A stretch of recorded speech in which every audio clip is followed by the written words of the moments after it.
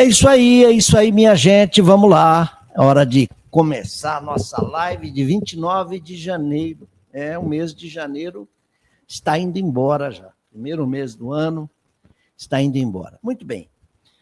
Nós nos preparamos o quanto possível para essa live, porque nós vamos abordar um tema assaz interessante, importante, intrigante. Bom, passando desse episódio a outro, eu tenho visto também que quando ocorrem tempestades, terremotos, maremotos, é muito comum chegar aí pelas redes sociais, e a minha mulher é um excelente termômetro para isso, porque ela fala, olha o que saiu aqui, olha o que veio aqui. E a gente tem que ficar sempre passando aquilo num filtro e dizendo, não, não é assim que funciona, não é isso, não é bem assim. Como é que são as previsões? Como é que elas ocorrem? O que é o profeta? Vamos falar um pouquinho disso? Vamos, né?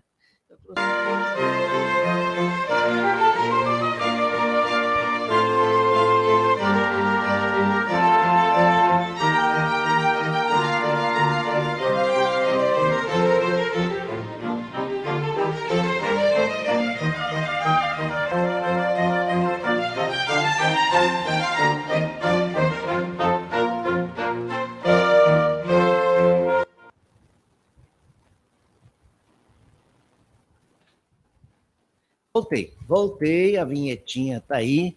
Então, meus amigos, o tema é sério, nós já falamos dele aqui, em outras lives. Vamos hoje tentar ser claro e objetivo no que nós queremos dizer.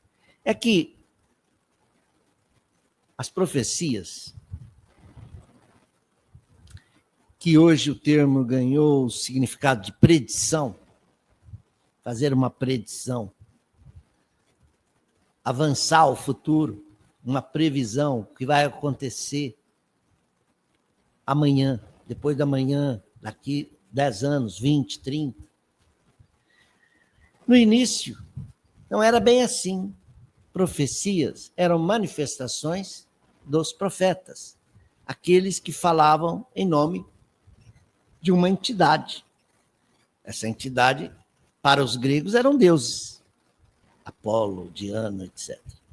Mas nós, espíritas, entendemos que eram espíritos, e são espíritos que se comunicam aos médiuns. Profeta. Profeta é aquele que fala em nome do outro. Outras religiões podem dar outros significados, que é Deus, o próprio Jeová que está falando. Como os hebreus, no início, acreditavam que era a manifestação de Jeová, a palavra do Senhor, o Deus de Abraão. Tudo bem. Mas o que os profetas hebreus, eles têm uma diferença em relação aos pitons, pitonisas, hierofantes e outros sensitivos em outros lugares? Porque o profeta hebreu, ele já tinha algo mais. Ele já tinha amadurecido mais para as coisas da alma, do espírito, do sagrado. Ele via naquelas manifestações a manifestação de um Deus único, mas ainda achava que era só Deus de Israel. Ainda não era completa a ideia de Deus, que era Deus só do povo eleito, Jeová. O mesmo Deus que os defendeu no deserto, quando eles saíram do Egito, que os defendeu lá no cativeiro, que os salvou do cativeiro, que abriu o mar para eles, que mandou o maná que eles comeram. Então, esse era um Deus que protegia o povo israelita, o povo de Abraão. Tanto que eles chegam na Terra Santa e travam a primeira guerra, que é contra os cananeus, não sei, não posso garantir, mas lá em Jericó eles tomam a cidade de Jericó, marchando em torno da cidade e tocando as trombetas. E tocaram as trombetas e o muro da cidade não caiu. Tocaram uma segunda, terceira, na sétima vez, olha o número cabalístico, o muro caiu. E eles entraram em Jericó e tomaram a cidade. Será isso mesmo? Som de trombeta derruba o muro? Se for assim, Hoje as cidades vão cair, porque o que a gente escuta de funk toda noite, nos bares, nas esquinas, nos aparelhos de som que as pessoas usam. Mas sabe-se então que a visão do povo israelita de Deus era assim. Deus podia mandar um raio e matar um. Então, opa, o homem lá em cima está zangado. Antes que ele mate mais alguém, vamos oferecer alguma coisa para eles. Matava um carneiro, um cordeiro, um pombo, um boi, e oferecia a Deus, ao homem lá de cima, como se ele fosse um sanguinário que faz comércio com os homens e que se alimenta do sangue, das vísceras, das oferendas. Não é isso, né? Claro que não. Isso é uma fé muito primária, que vigorou ao longo de muitos séculos. Hoje, ainda há até sacrifício de animais para oferecer a um espírito, já não é nem a Deus, mas agora é um espírito, isso eu vejo em alguns cultos atrasados ainda. Tem até sacrifícios humanos, infelizmente, ainda tem isso. Mas veja onde eu quero chegar. O profeta do tempo, lá de 3.000 anos atrás, que está no Velho Testamento, que nós aprendemos a conhecer através da Bíblia, Daniel, Ezequiel, Joel, Elias, Isaías, Malaquias, quantos profetas? Está lá no livro dos profetas. Eles eram profetas, sentiam as comunicações do mundo espiritual e as repassavam com a maior da sua lealdade à verdade, né? Mas havia aqueles profetas que mentiam. Eles adaptavam aquilo que os espíritos haviam disseram, alteravam, faziam inserções, a título de manipular as pessoas também. Mas os profetas que foram fiéis, eles ouviam as revelações do mundo espiritual e repassavam-nas aos homens. Esse é o sentido de profecia, no sentido bíblico é esse. Os profetas são os iniciados que, recebendo a palavra dos espíritos, vêm trazer instruções aos homens e revelar coisas que estão ocultas, coisas que estão da vida espiritual. Mas a palavra profecia foi ganhando também um sentido mais largo e amplo e passou também a significar predição. Tanto que, para o povo da época de Jesus, eles ficavam consultando os profetas para saber o que eles podiam dizer do futuro. Eles não estavam querendo se instruir sobre coisa alguma. Eles queriam saber. Você prevê se tal coisa vai ocorrer, não é? Como eu poderia ganhar mais sorte, com o quê, plantando o quê e onde, como é que eu posso enriquecer, quem é que vai governar a Judéia, etc. Quando isso vai acabar, quando nós nos libertaremos. Queriam previsões, predições. Tanto que quando bateram na face de Jesus, os sacerdotes lá que quiseram ironizar, ele estava preso e falaram, adivinhe, ou profecia aí, já que você é profeta, quem é que te bateu? E Jesus era profeta em todos os sentidos. Ele podia prever e conhecer o futuro em boa parte. Não só dos atos mais iminentes que estavam prestes a ocorrer, como também daquilo que viria a acontecer ao longo da história da humanidade. Vejamos, ele está com os apóstolos naquela ceia, que foi a última, e ao repartir o pão e tomar do vinho, ele diz, em verdade vos digo que o Filho do Homem será entregue aos seus inimigos e dele farão de tudo, vão crucificá-lo, etc. É o Cordeiro, né, de Deus será sacrificado, crucificado. Não, não é possível, mestre, isso não é verdade. Olha, digo mais. Um dentre vós há de me trair. Ah, não, de jeito nenhum. E vai me entregar aos sacerdotes. Ele previu. Que mais que a visão espiritual do Cristo lhe permitia ver? Que outros apóstolos também fracassariam, fraquejariam, iriam fraquejar. Né? Pedro, não, eu não. Pedro, antes que o galo cante, tu vai me negar 3 vezes. Ó, até o número de vezes que ele ia falar. Não o conheço, não, nunca estive com ele. Não, vocês estão enganados. Eu não conheço esse homem. E digo mais. E foi dizendo. Não haverá, quando os apóstolos se admiraram dos templos de Jerusalém, Jesus falou, não vos admireis, porque esse templo será destruído e não ficará pedra sobre pedra. O que aconteceu no ano 70? Os romanos combateram lá os judeus insurrectos, que estavam fazendo uma revolta, uma revolução, e o imperador Tito, é isso mesmo, né? Tomou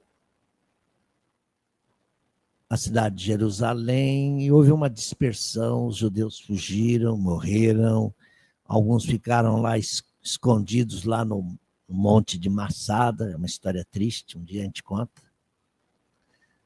E Jesus previu também que ao longo dos séculos os homens se dividiriam. Eu não vim trazer a paz, mas a espada. Ele sabia que a sua doutrina ia impor grandes dissidências, cisões no mundo, na humanidade. E o que aconteceu ao longo dos séculos? A Igreja Romana perseguiu os próprios cristãos, né? Cristãos que não pensavam como o Papa, como a Igreja, os cânones católicos. Houve mortes, aí surgiram os protestantes, mais mortes. Aí vieram as cruzadas, mais mortes. Mas Jesus ainda previu, mas eu vos enviarei o Consolador. Quer dizer, ele tinha uma visão ampla, porque é um espírito da hierarquia dele. Vê não só com os olhos de carne, vê com os olhos da alma. Que são os outros profetas, menores, vamos dizer. João, por exemplo, o apóstolo. Ele estava na ilha de Patmos e ele também, com a sua mediunidade, passou a ter as visões dele. Ele está escrevendo as epístolas dele, falando dos falsos profetas.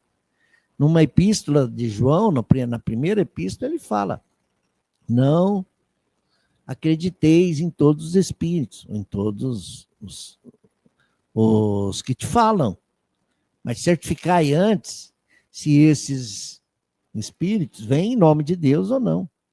Mas ele também se refere aos próprios profetas, né? Não acrediteis nos profetas, aqueles que falam pelos espíritos, porque eles podem estar blefando, mistificando, porque no mundo haverá falsos profetas. Certificai-vos antes se eles vêm em nome de Deus, porque o profeta que fala em nome de Deus, ele fala com cautela, não se prende a coisas passageiras, mundanas, ele traz uma instrução, uma revelação que possa ajudar os homens. Ele não vem para alarmar, vem aí um vírus letal, vai acabar com todos, pior que a Covid. Ora, se sabe, avisa a ciência. Fala, ó, vem um vírus aí, comecem a desenvolver a vacina para esse vírus. Como veio a Covid, nós desenvolvemos uma vacina. Deus não é um sanguinário que fala, eu vou mandar isso porque vocês não endireitam. Chega agora a época do carnaval, aparecem as profecias. O homem vai para o carnaval e vem um vírus letal, vai matar. Parece até que a pessoa está desdenhando. Eu queria estar no carnaval e não vou estar lá. Mas aqueles que vão, esses vão pagar caro. Que coisa feia. Que a alegria venha, que as pessoas façam sua catarse e que não caiam em desgraça, né? Não faça da alegria uma aflição futura. Não faça dos seus excessos consequências depois na quarta-feira de cinza e nos dias posteriores. Os foliões, cuidado, tomem as medidas de segurança com seus carros alegóricos, tomem cuidado com os cordões de isolamento, cuidem para que a bebida não seja motivo aí de excessos e violências. As autoridades se precavejam quanto a vários aspectos. É isso. Nós temos que olhar com os olhos aqui do mundo, entender a realidade do mundo. Então, vem muita coisa. Quer dizer, há médiuns que não são do quilate de um João, que tem a sua sensibilidade mediúnica. Tem. Ele tem. Ele pode ouvir, ele pode ver, ele pode ter intuições, ele pode sonhar. É isso, está no homem. São os múltiplos aspectos da mediunidade.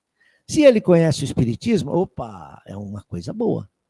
Ele vai olhar o livro dos médiuns, ele vai entender qual é o papel da mediunidade, o papel do médium, o que significam aqueles sinais, o que se vem de uma árvore boa, uma árvore má não pode dar bons frutos. Há médiuns que são muito levianos e a primeira coisa que os espíritos dizem para eles, eles já passam para frente, como se fossem verdades. O próprio Allan Kardec tomou essa precaução e já colocou nas suas obras, inclusive agora na Gênesis, eu estou lendo ali a Gênesis, logo de início ele começa a dizer, olha, não confieis em tudo que os espíritos vos dizem, porque eles não são donos da verdade. Eles não sabem tudo.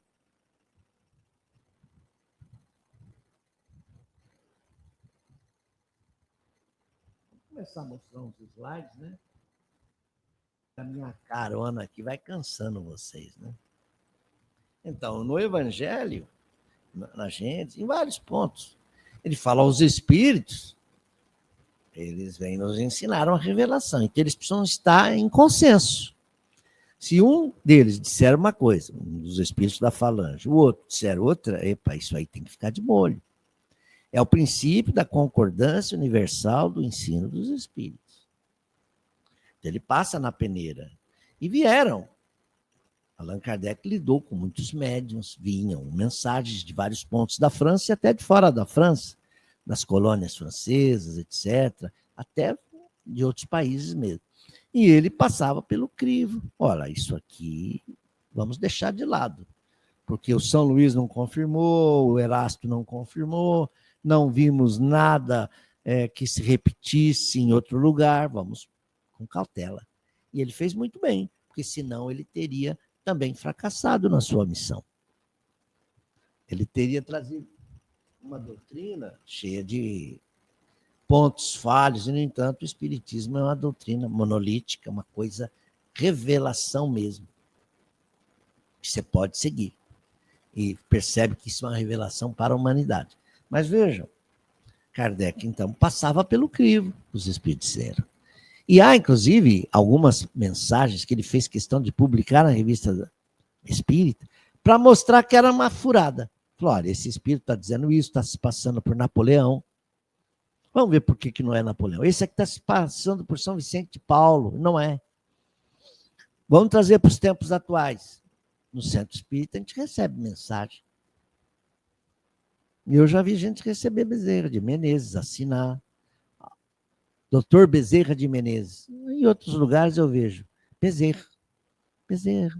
O servidor humílimo de sempre. Aí você lê e fala, não, isso aqui está à altura de um espírito como Bezerra de Menezes. Então merece crédito. Mas há outras que não.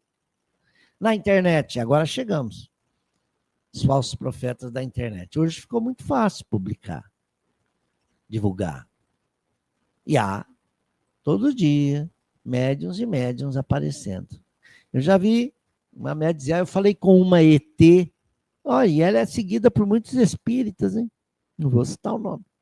Eu já vi médiuns que vêm e recebeu todos os artistas, todas as celebridades aparecem através dele, e eles contam como é umbral, quem eles encontraram lá. Bom, que os espíritos estão realmente comunicando, não nego. Mas agora, e o filtro? Cadê o filtro? Cadê os elementos comprobatórios? E cadê a utilidade daquilo? Aí isso nos faz lembrar de Sócrates, né? Sócrates, ele ensinava que nós devemos receber tudo que nós ouvimos e passar pelas três peneiras. As três peneiras. Isso é famoso, todo mundo sabe. Qual é a primeira peneira? Passa pela peneira da verdade. Bondade, isso vai ser útil para alguém? A peneira da utilidade, não. Vai servir para alguém a terceira peneira? Não. Então, isso não deve ir a público. Então, a gente vê muitos sensitivos que vêm e falam, olha, vem aí o mundo vai escurecer, vai ficar 3 dias escuro. E veio mesmo.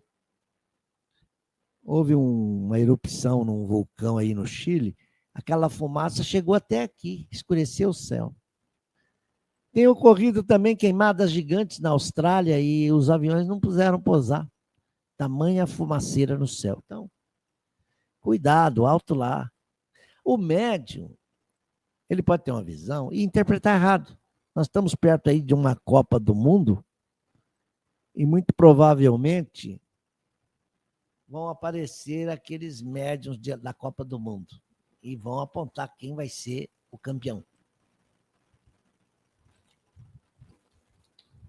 Dá licença, deixa eu molhar a garganta, está quente.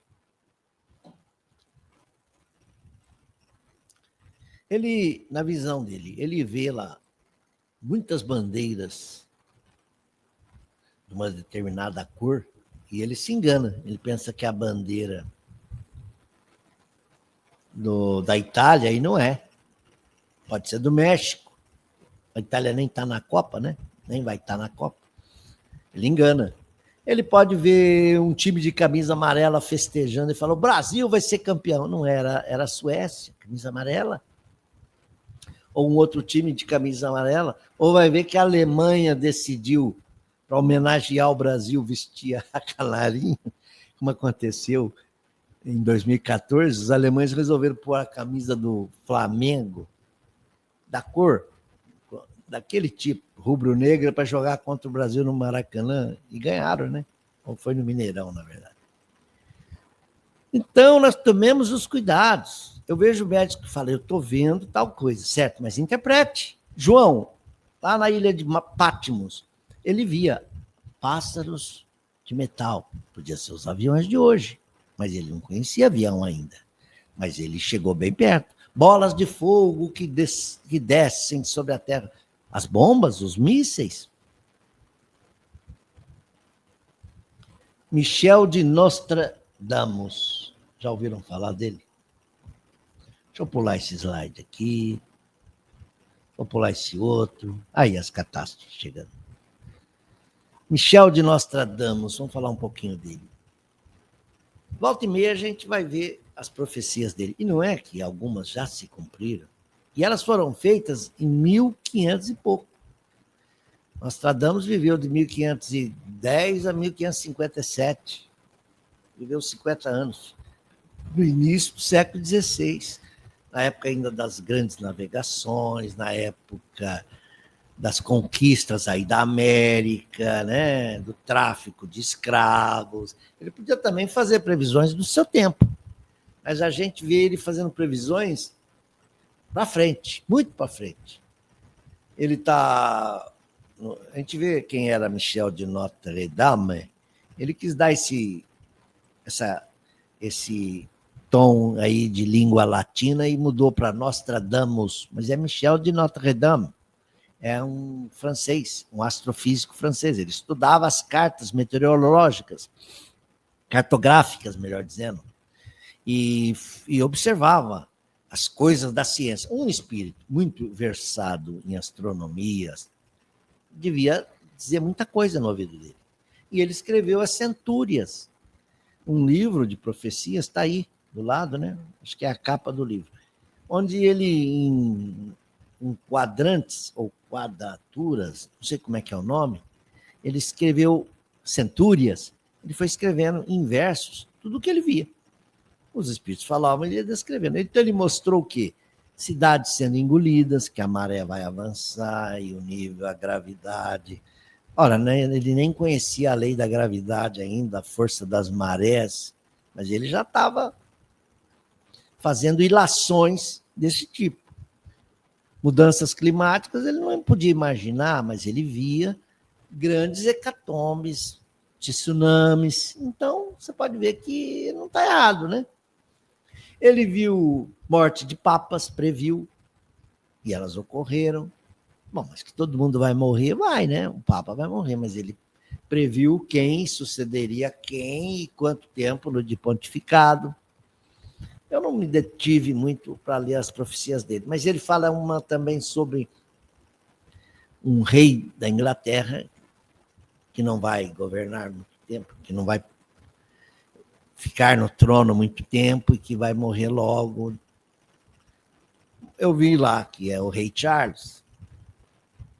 O príncipe Charles hoje é rei da Inglaterra, né? Ou da Grã-Bretanha, não sei como eu diria, mas ele é rei.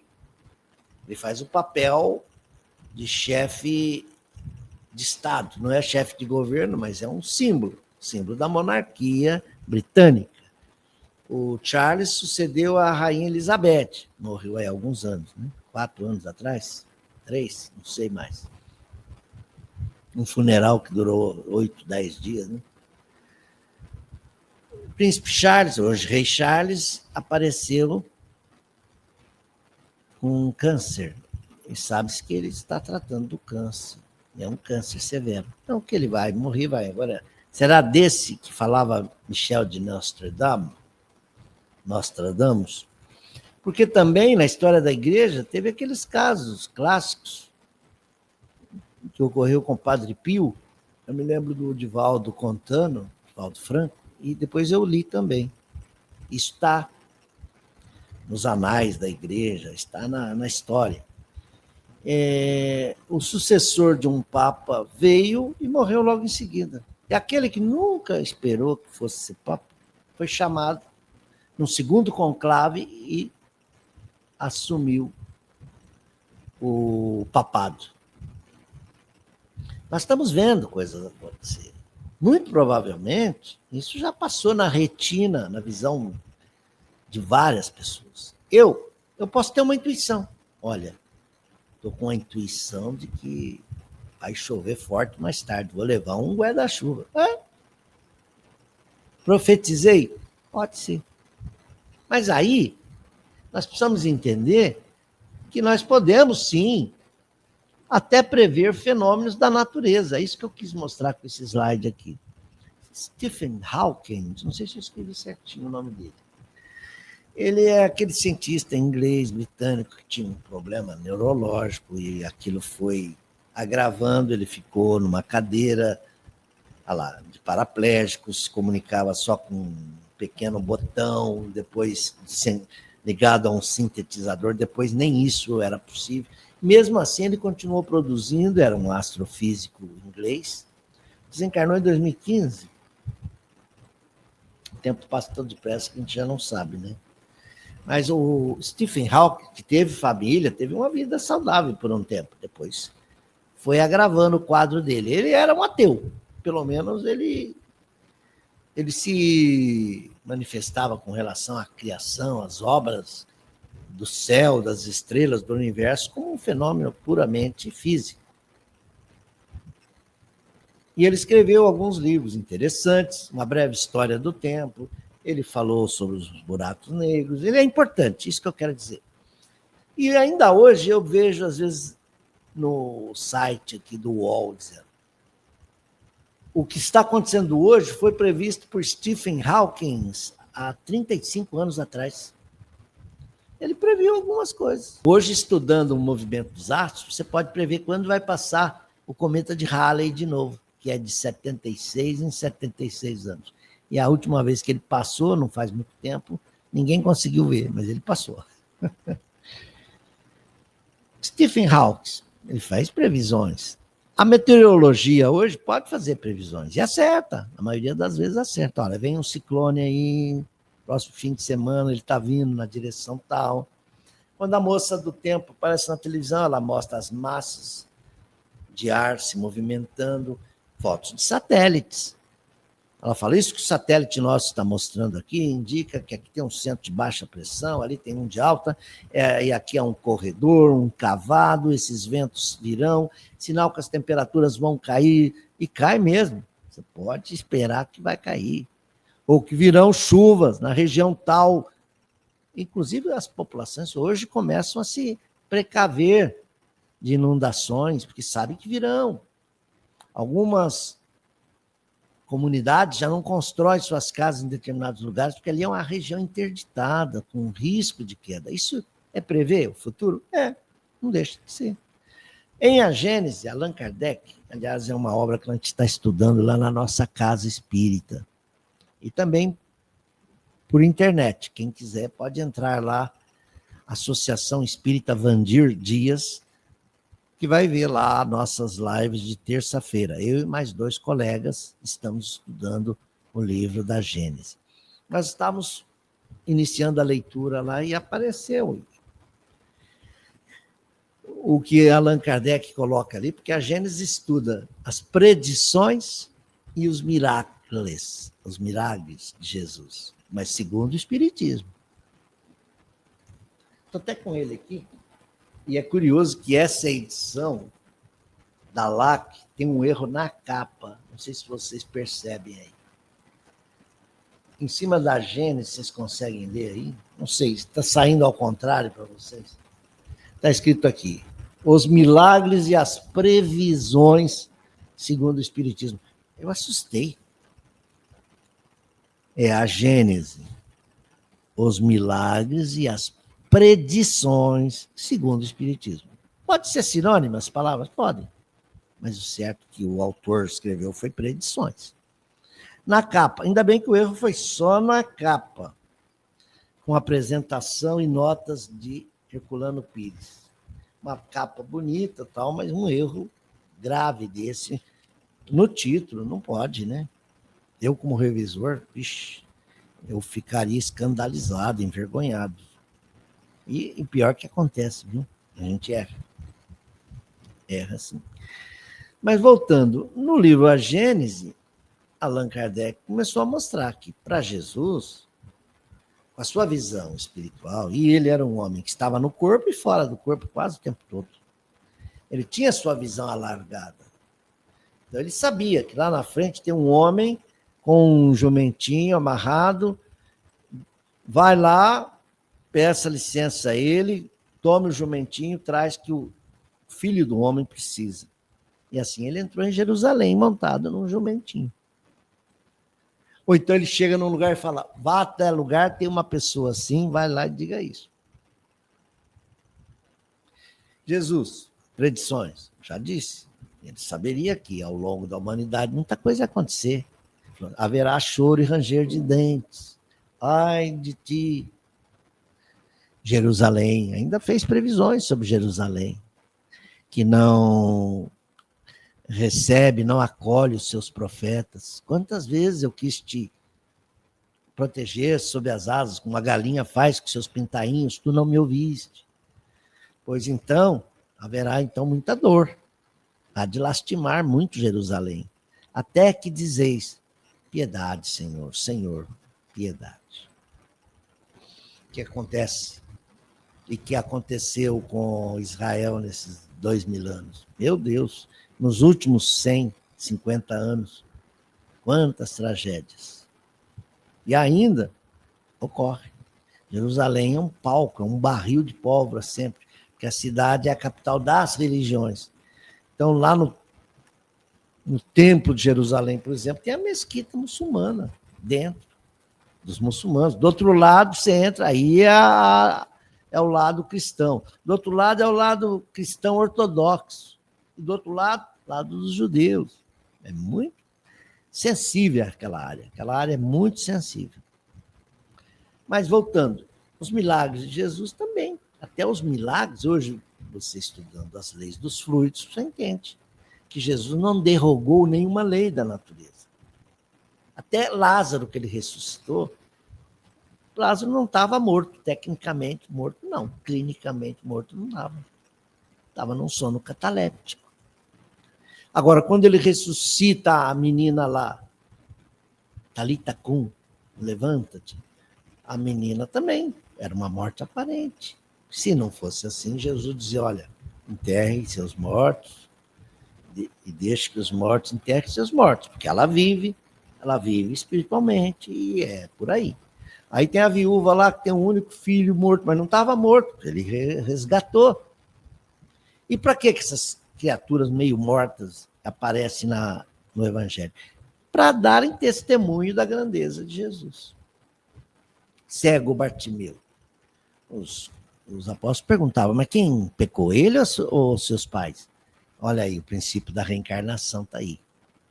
Ele está resgatando uma falta dos seus pais, porque eles sabiam que você comete um erro numa geração e em outra geração você volta e sente na pele o que você fez. Ele falou, não, nesse caso não foram seus pais que pecaram, nem ele, mas ele veio para dar testemunho disso que está acontecendo aqui. Ele veio cego para que eu liberasse desse karma, porque ele não tem karma aí. Porque se o sujeito tem karma, a cegueira volta. Jesus curou 10 cegos. Eu estou com um livro aqui que fala de todas as curas de Jesus. Um deles, que era samaritano, voltou e agradeceu a Jesus. Os outros 9 não. Talvez eles tivessem tido só uma cura temporária. Não se sabe. Mas esse daí voltou, louvou a Jesus, falou, curioso, né? Jesus falou, cadê os outros 9? Só você voltou? Ele falou, pois é, justamente eu, o estrangeiro, voltei para agradecer. Na música.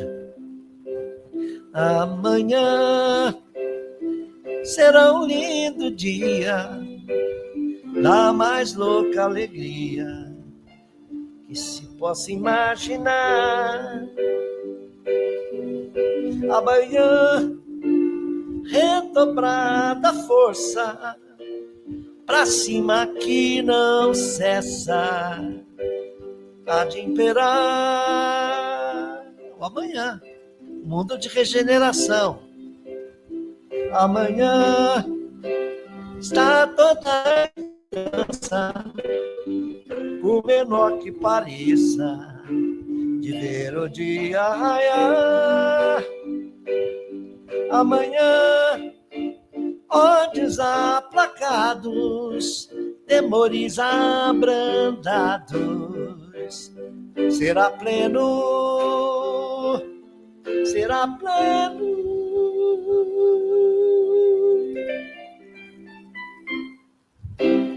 Acabou, minha gente, até a próxima, se Deus quiser, com mais um A Vida Continua. E eu te espero. Eu te espero. Até a próxima.